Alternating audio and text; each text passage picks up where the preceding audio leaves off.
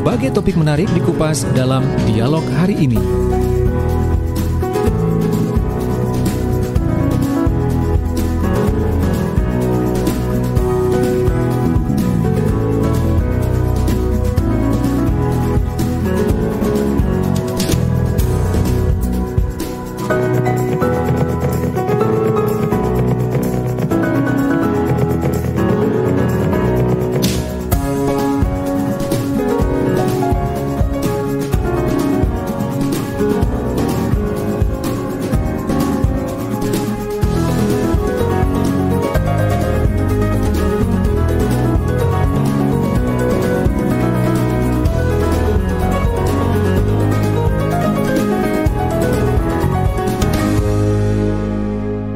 Assalamualaikum warahmatullahi wabarakatuh. Selamat sore sahabat Suara Sidoarjo. Bagaimana kabar Anda sore hari ini?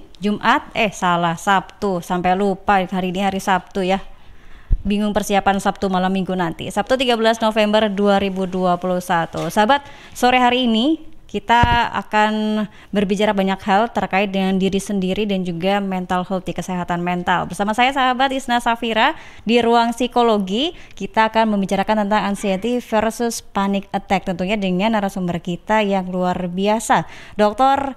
Dewi Retno Suminar, Master Psikologi, salah satu psikolog dan juga dosen psikolog di UNER. Sahabat bisa melakukan interaktif di line telepon 896 1514 atau di WA 082132641009. Juga bisa join di live streaming YouTube ya, LPPL Radio Suara Sidoarjo, Instagram di suarasidoarjo.fm, Twitter @susi_visual dan Facebook LPPL Suara Sidoarjo. Sahabat Suara Sidoarjo, ruang psikologi live dan serentak di Praja Angkasa Trenggalek FM 88,9, Ersal Nganjuk 105,3, RGR Tulungagung FM 90,1 dan Mahardika Bondowoso FM 91,1. Baik sahabat, kita sapa dulu narasumber kita pada sore hari ini. Assalamualaikum Bu Dewi. Waalaikumsalam Mbak Isna, selamat sore. Selamat sore Ibu. Selamat ketemu. Apa kabar sore hari ini, Bu?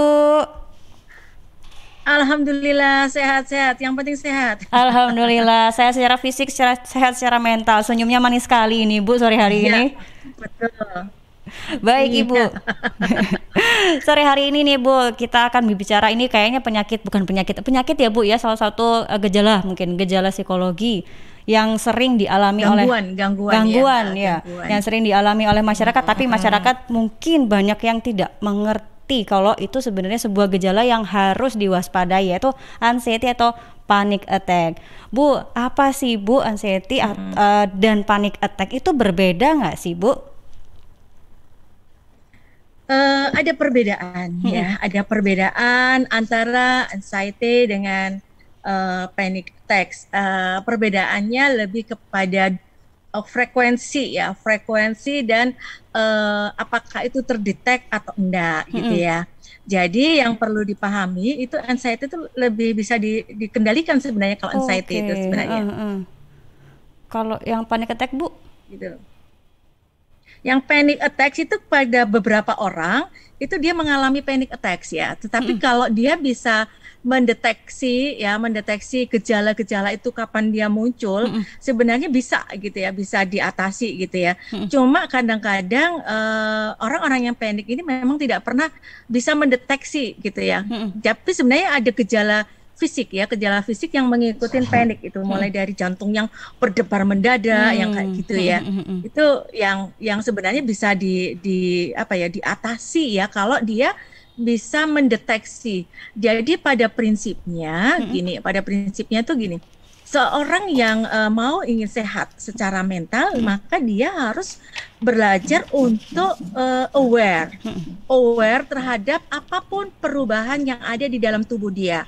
Karena hal-hal yang menyangkut dengan gangguan di dalam mental seseorang itu akan mempengaruhi pada fisiknya gitu ya. Ketika orang cemas itu berdebar-debar, ketika dia orang bahagia kan juga akan ada kerja di dalam fisiknya. Oleh karena itu memang fisik dan secara psikologis itu sangat terkait gitu. Baik. Itu pada prinsipnya seperti itu. Jadi yang harus dipahami bahwa fisik dan psikologis itu sangat Berkaitan ya. sangat berkaitan gitu. Untuk deteksi dini gejalanya bagaimana itu Bu antara anxiety dan panic attack? Semuanya dua-duanya itu kan sebenarnya ada terkait dengan emosional ya, emosional. Sebenarnya orang itu mempunyai kekuatan untuk melakukan self control. Iya. Jadi ketika dia mampu melakukan self control, maka dia langsung bisa misalnya kayak relax. Misalnya kayak saya gitu, saya kan mengatakan relax. Tenang. Ya, seperti ini tadi kan saya tuh barusan turun dari tretes ya karena kami ada workshop gitu ya. Jadi turun itu kan sebenarnya panik juga kan gitu ya. Wah, cepat gitu ya. Jadi tadi benar-benar masuk rumah itu dengan wah cepat. Tapi bagaimana saya harus mencoba mengendalikan itu misalnya gitu ya. Saya coba untuk melakukan self talking. Tenang Wi. Kamu pasti bisa. Nah, itu yang sebenarnya kekuatan manusia itu adalah mempunyai kemampuan untuk mengontrol dirinya gitu Mbak Isna. Gitu. Menghipnotis dirinya sendiri untuk lebih tenang ya Bu ya. Yang bisa mengendalikan itu justru diri sendiri ya Bu ya, kepanikan atau anxiety. Sebenarnya ya betul, sebenarnya seperti itu. Kenapa? Karena ada gejala-gejala yang bisa kita ketahui gitu ya.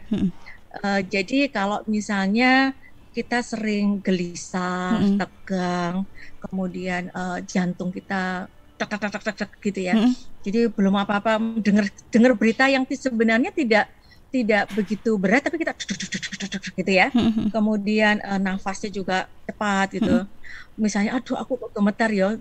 Berita kayak gini aja kok gemetarku kayak gini gitu ya. Itu juga mempengaruhi. Seperti saat ini ya. Ini kan terjadi peningkatan kemarin sudah turun misalnya, dengar dari ini ada peningkatan misalnya untuk khusus Surabaya ya, ada peningkatan pasien ada 12 COVID ya Bu ya gitu ya untuk COVID. Untuk COVID kan terjadi peningkatan. Betul, gitu ya di Surabaya. Itu kan bagi beberapa orang di Surabaya ya, itu kan reaksi itu kan bermacam-macam ketika mendengar berita itu. Nah, situasi sekarang ini kan kita seringkali dihadapkan pada situasi yang berita-berita yang udek gitu ya. Nah, kalau misalnya dia biasanya ini karena aku membaca berita ini dan aku mengkaitkan dengan apa yang terjadi gitu. Ada rasa khawatir ini ya. Ini yang harus saya coba untuk kendalikan gitu ya.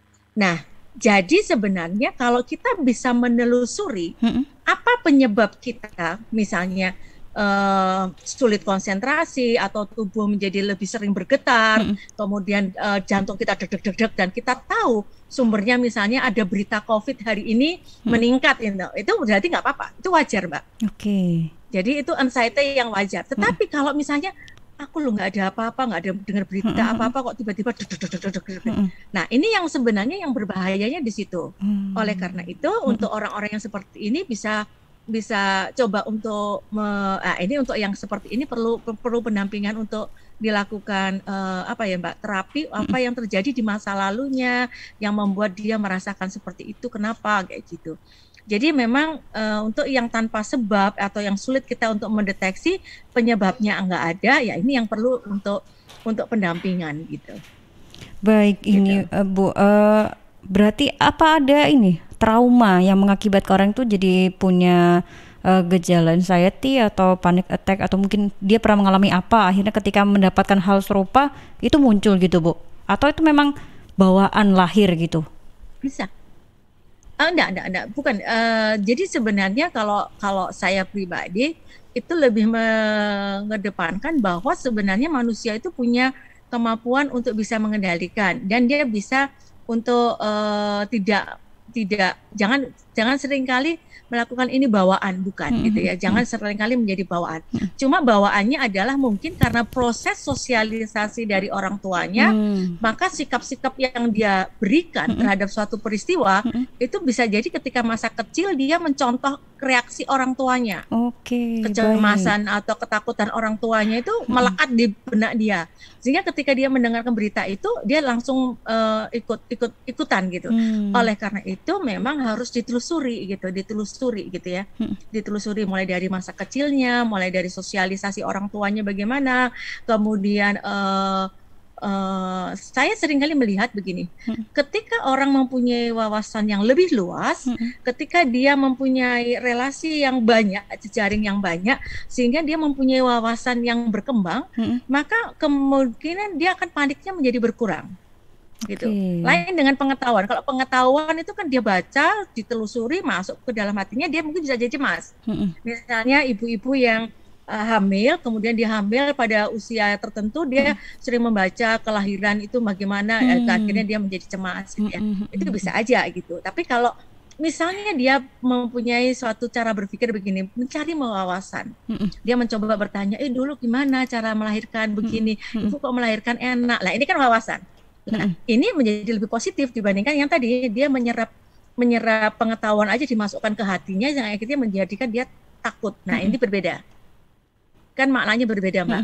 Kalau yang satu itu akan berorientasi pada solution, apa sih yang harus dilakukan, misalnya dulu waktu melahirkan bagaimana caranya, bagaimana, itu solution, orientasinya pada solusi. Tetapi yang satunya punya pengetahuan, tetapi pengetahuan itu hanya untuk diserap terus tanpa sebuah evaluasi. Nah, ini biasanya bisa juga menimbulkan cemas. Jadi kenapa ketika orang itu sakit COVID, kemudian dia membaca tentang COVID, semakin dia takut misalnya. Atau ibu-ibu yang hamil besar, kemudian dia membaca proses kelahiran yang menakutkan, maka dia semakin takut kan. Tapi kan dia nggak ada penyaluran, dia tidak ada suatu solusi. Nah, saran saya, kita akan mencoba membawa wawasan itu pada sesuatu hal yang untuk memperkaya solusi pada persoalan-persoalan pribadi kita. Nah, ini yang harus dilakukan. Sehingga anxiety-nya itu menjadi positif, solusinya kan muncul gitu. Aku takut terhadap X, oke, aku mau bertanya banyak orang untuk tentang X yang sudah bisa mengatasi X ini. Nah, dia akan mendapat wawasan ini. Oleh karena itu saya mengatakan wawasan itu sangat penting gitu bagi seseorang ketika dia mengalami sebuah persoalan di dalam hidup dia. Baik, Bu. Ini kalau bisa saya simpulkan, berarti anxiety itu lebih ke cemas ya, Bu. Benar-benar cemas, sedangkan kalau panik itu lebih ke apa, Bu? Takut ya? Iya, panik itu pasti biasa ada faktor di luar dirinya, Faktor gitu ya. di luar dirinya. Tapi dia kadang-kadang panik ya, gitu. Jadi bisa terjadi kapan aja. Oleh karena itu yang mengarah kepada hal yang negatif karena itu sebagai suatu gangguan yang mungkin adalah yang panik tadi gitu. Panic attacks tadi, serangan panik gitu. Baik. Oleh karena itu lain dengan pendekatannya kalau kita pakai untuk anxiety-nya. Itu apa terkait dengan usia, Bu? Apakah usia mempengaruhi kita untuk terserang anxiety atau panic attack itu tadi? Saya lebih meyakini gitu ya, lebih meyakini kepada karakteristik seseorang gitu. Ada teori yang mengatakan, ada yang mengatakan ini sebagai suatu bentuk karena keturunan misalnya. Tapi kembali lagi saya mengatakan saya adalah orang positivistik yang akan melihat bahwa manusia itu berinteraksi dengan lingkungannya. Jadi sehingga kita tidak bisa mengklaim bahwa itu keturunan itu menjadi suatu akibat dari suatu perbuatan ansih gitu ya, murni, nggak bisa gitu lah. Karena behavior, perilaku manusia itu adalah interaksi antara dirinya dengan lingkungannya gitu.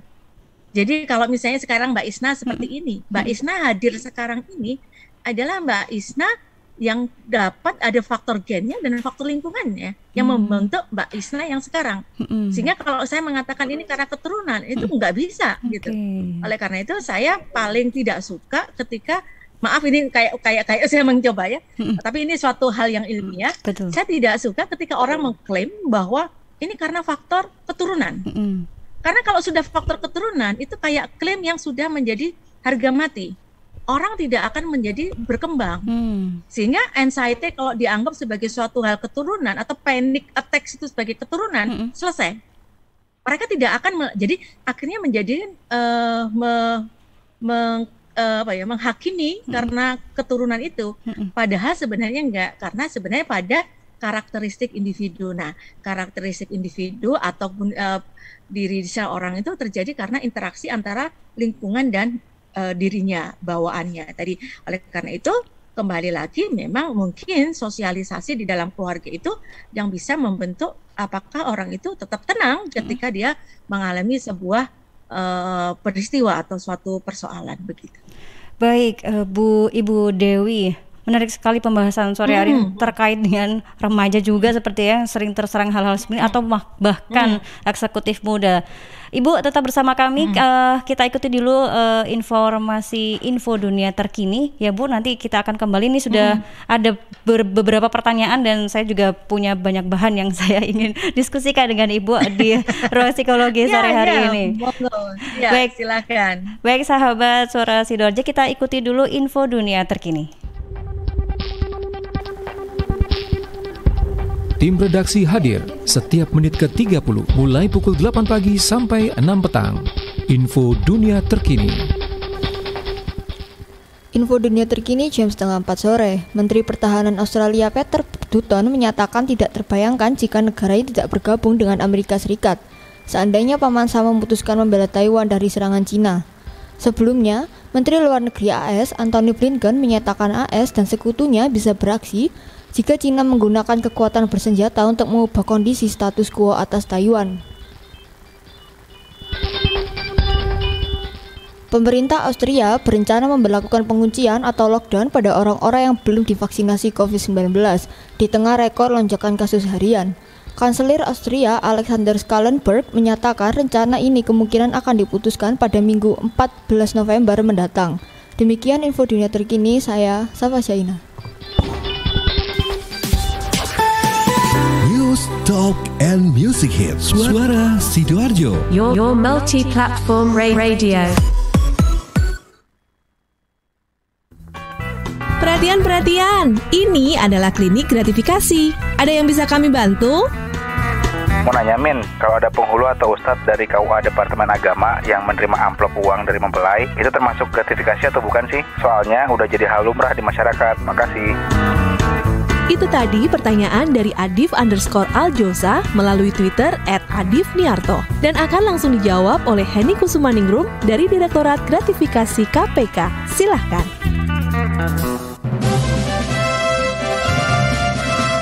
Penerimaan amplop uang oleh seorang penghulu dari mempelai termasuk gratifikasi yang dilarang. Sebenarnya, insentif bagi penghulu karena menikahkan mempelai sudah termasuk dalam uang pendaftaran pernikahan yang dibayarkan ke Kementerian Agama. Jadi, bila penghulu menerima uang di luar insentif resmi tersebut, maka hal itu disebut gratifikasi terlarang.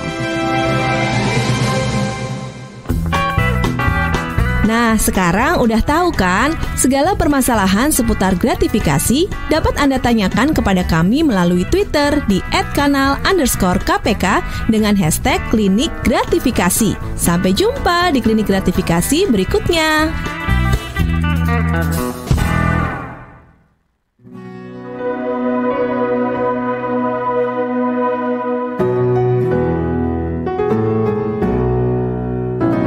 Berbagai topik menarik dikupas dalam dialog hari ini.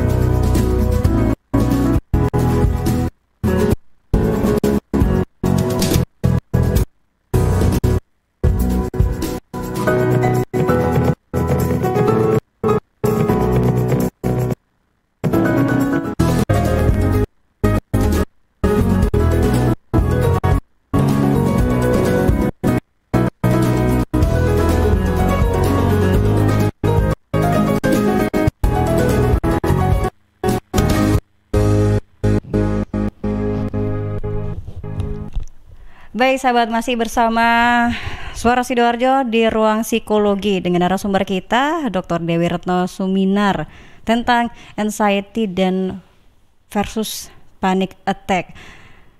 Ruang psikologi ini sahabat disiarkan live dan serentak di Praja Angkasa Trenggalek, Ersal Nganjuk, RGR Tulungagung, Mahardika Bondowoso. Anda bisa mengikuti interaksi via line telepon di 8961514 atau di WA 082132641009 atau juga bisa mengikuti live streaming kita di YouTube LPPL Radio Suara Sidoarjo, Instagram suarasidoarjo.fm, Twitter @susi_visual dan Facebook LPPL Suara Sidoarjo. Kita kembali ke Ibu Dewi.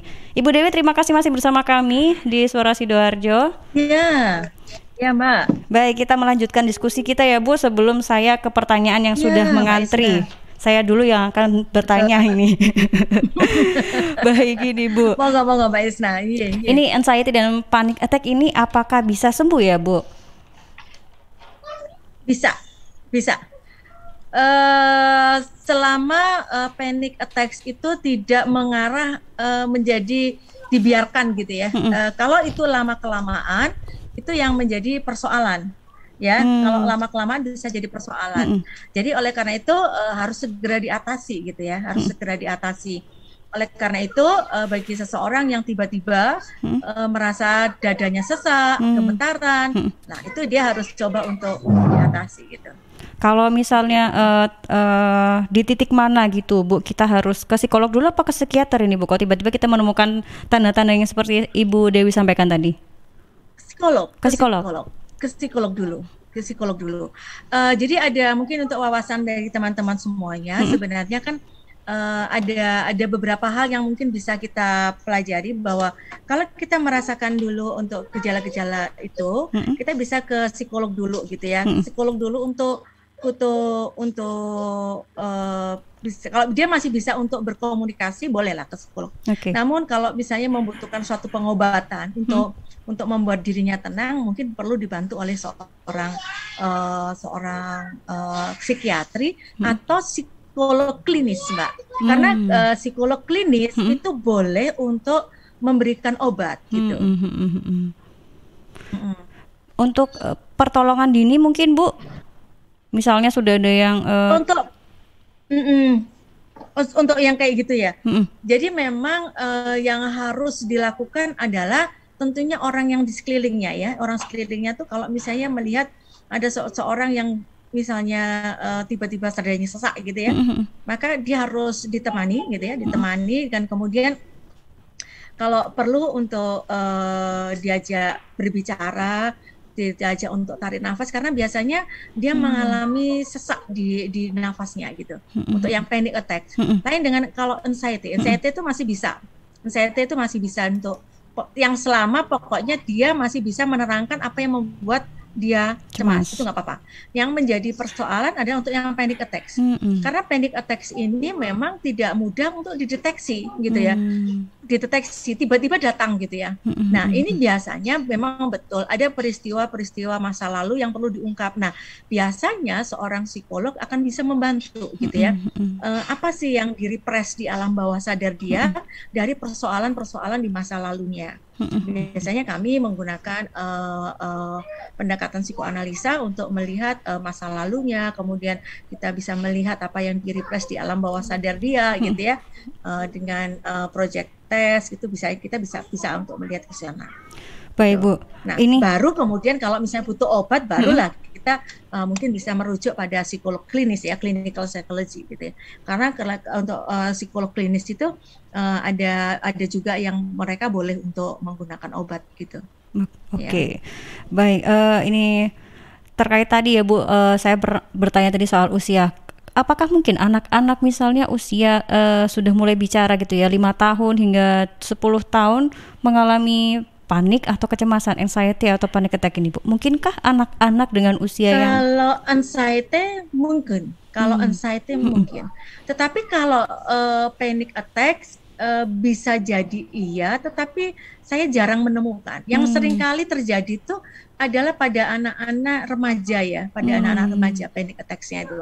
Karena di dalam dirinya itu terjadi suatu psikodinamika bahwa dia ada sesuatu ideal self ya. Ideal self itu self yang ideal yang ada di dalam dirinya, yang akhirnya membuat dia merasa tidak nyaman, dan itu direpress, tiba-tiba muncul kayak jadi panic attack-nya muncul gitu untuk yang remaja ini gitu. Tetapi kalau untuk yang untuk yang anak-anak kecil, itu yang mungkin bisa dilakukan oleh orang tua adalah jangan sampai anak itu stres. Karena sebenarnya pada anak-anak itu juga sudah mengalami stres gitu. Gitu. Kita bisa membantu anak-anak stres itu untuk biar dia rilis gitu. Tapi sebenarnya stresnya anak-anak itu masih lebih bisa untuk dirilis ya dibandingkan dengan yang sudah agak besar gitu ya. Untuk yang SD atau kemudian yang ketika dia melihat bahwa relationship dengan orang lain itu menjadi suatu persoalan, sehingga akhirnya ketika dia stres dia tidak berani menceritakan kepada orang lain.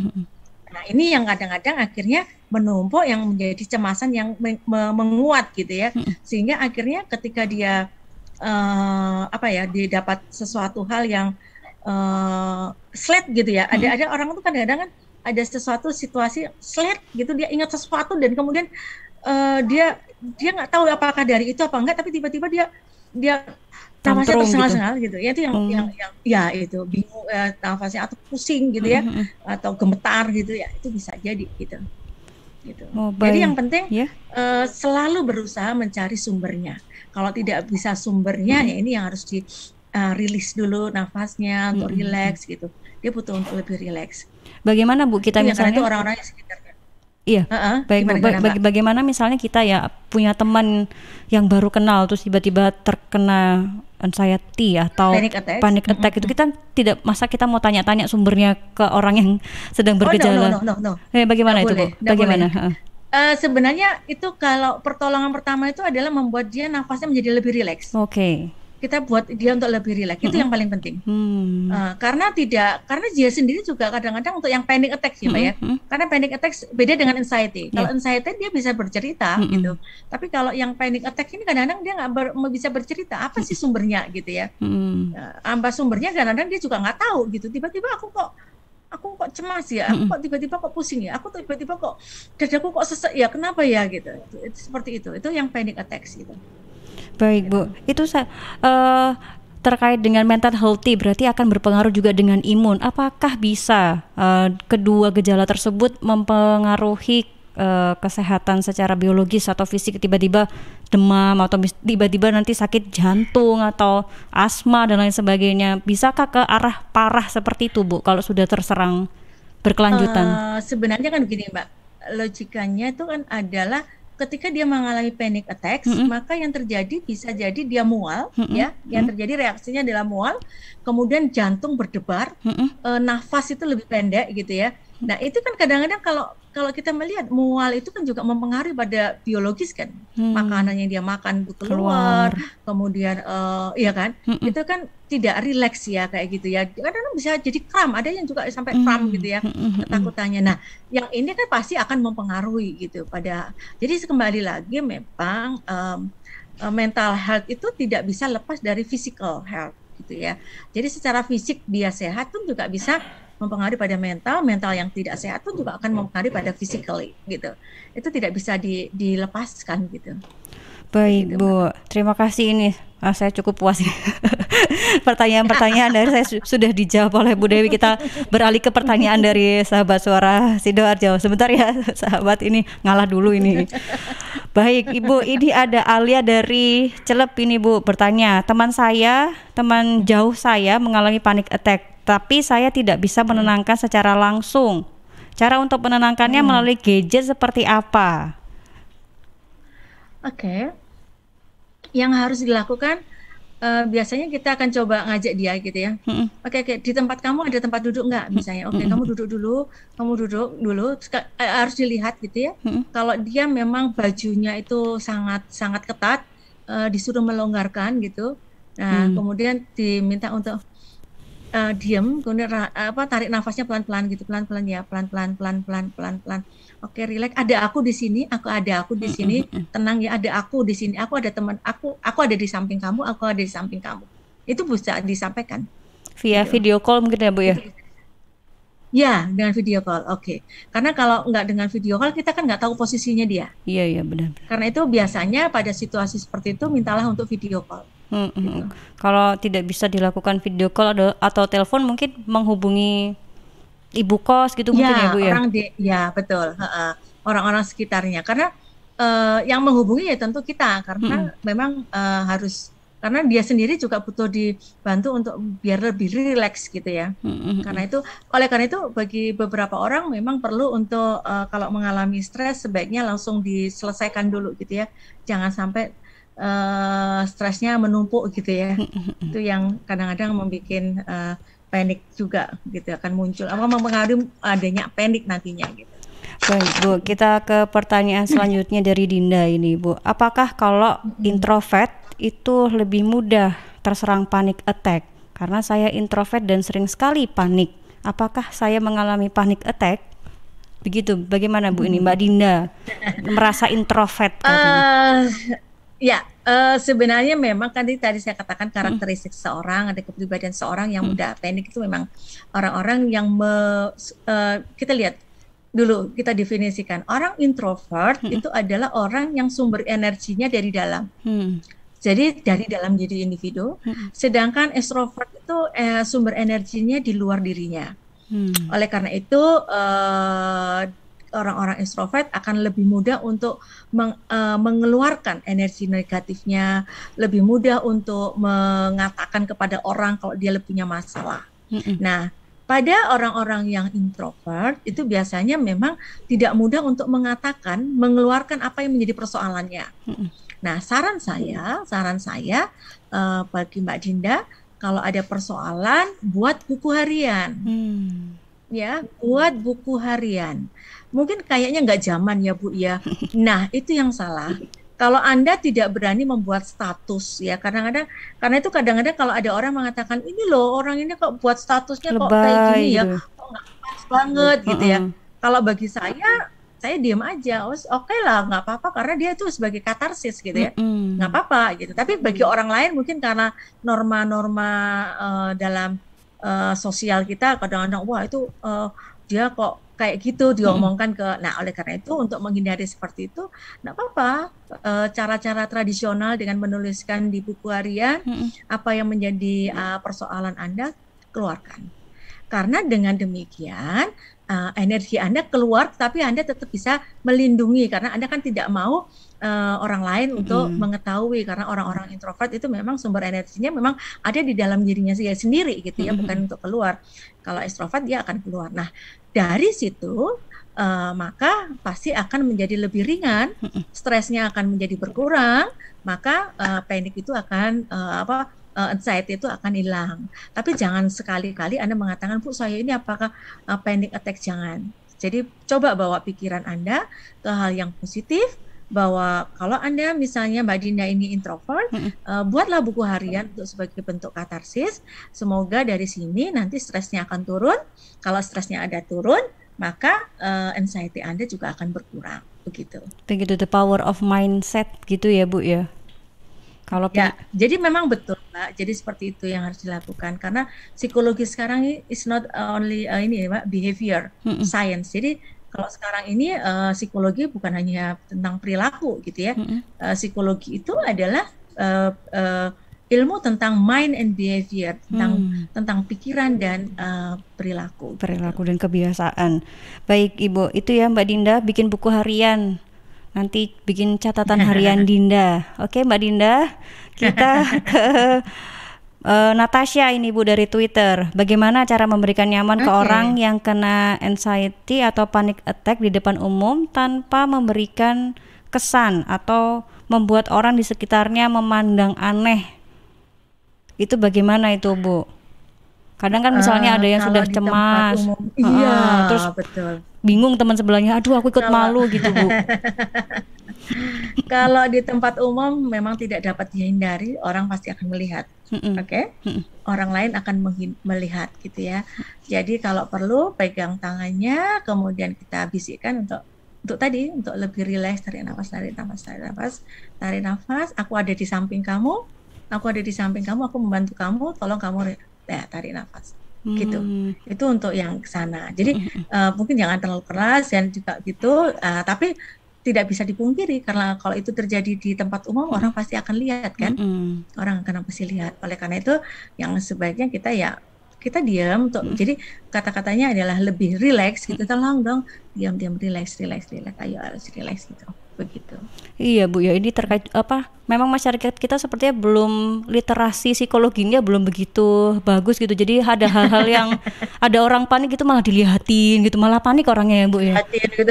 Harusnya kalau kita sadar kita mengetahui oh iya itu sedang terserang gitu. Kita punya literasi psikologi jadi kita bisa tuh oh dia sedang terserang. Mari kita sama-sama mendukung lingkungan supaya dia reda, nyaman. Iya, harusnya ada literasi psikologi gitu ya Bu ya. Baik Bu, terima kasih nih Mbak Tasa, Mbak Natasha menyadarkan saya juga untuk belajar psikologi lebih banyak agar sadar. Baik, sekarang ke pertanyaan selanjutnya nih Bu, gejala-gejala apa saja yang timbul ketika anxiety atau panic attack kita itu semakin parah? Tadi sebenarnya sudah dijelaskan ya Bu ya? Iya, saya sampaikan ya, betul. Jadi ketika durasi ya. Itu yang paling penting. Jadi durasi waktunya. Jadi kalau kita semakin panjang untuk merasakan cemasnya itu yang semakin tinggi. Oleh karena itu saran saya ketika panic attack itu terserang hanya cuma 8 atau 5 menit atau 10 menit itu langsung kita harus membantu dia untuk menganalisis cara-cara dia selama ini melakukan manajemen stresnya bagaimana gitu. Karena sebenarnya memang stres yang menumpuk pun juga bisa gitu ya.